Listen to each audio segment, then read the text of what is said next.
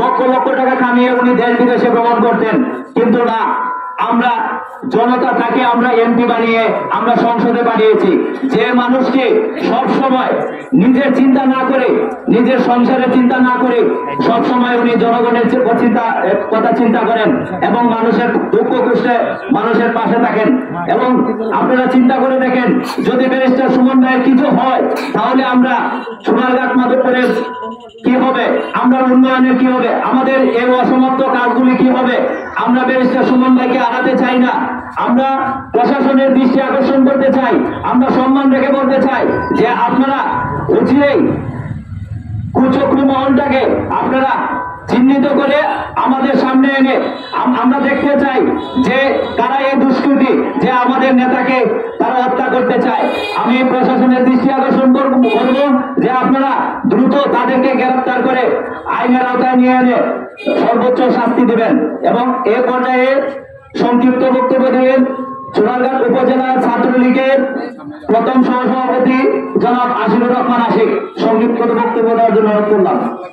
সবাই দাঁড়িয়েছে, সেটা হচ্ছে আমাদের আমানত, আমাদেরকে রক্ষা করতে হবে।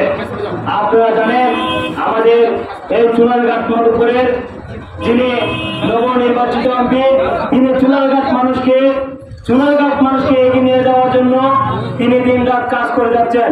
আমাদের ফুটবল একাডেমির সাধারণ সম্পাদক কাপসার ভাই বলেছেন, তিনি আয় করে যা ইনকাম করেন তা সোনারঘাট মাধবপুরের জন্য কিন্তু খরচ করেন। আপনারা জানেন উনি এক সপ্তাহের মধ্যে 5 দিন কিন্তু প্র্যাকটিস করেন হাই করে।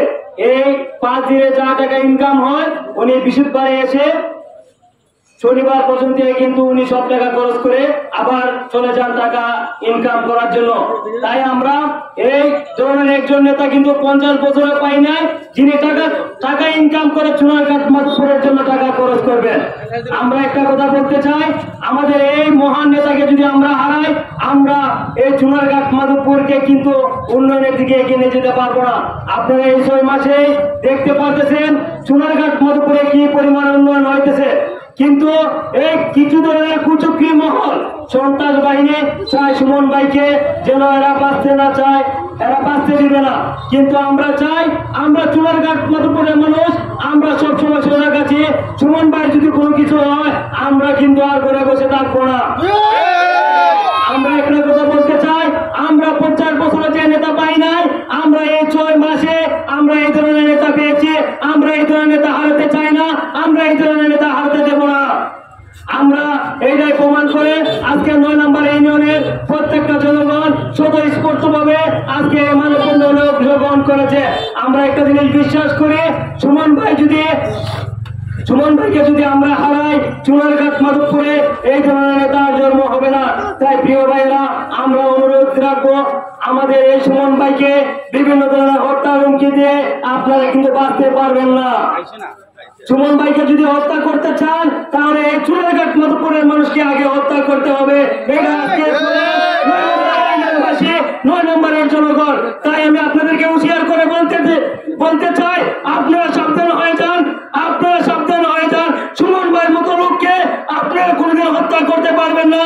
আজকে 9 নম্বরে দেখে যান মানুষ সুমন ভাইকে কি ধরনের ভালোবাসে।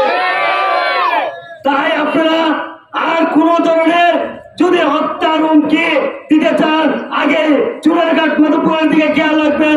আজকে সুমন ভাইকে হত্যার হুমকি দিতে চান, সারা বাংলাদেশে কিন্তু মানববন্ধন সহ বিভিন্ন ধরনের প্রতিবাদ সভা শুরু হয়ে গেছে।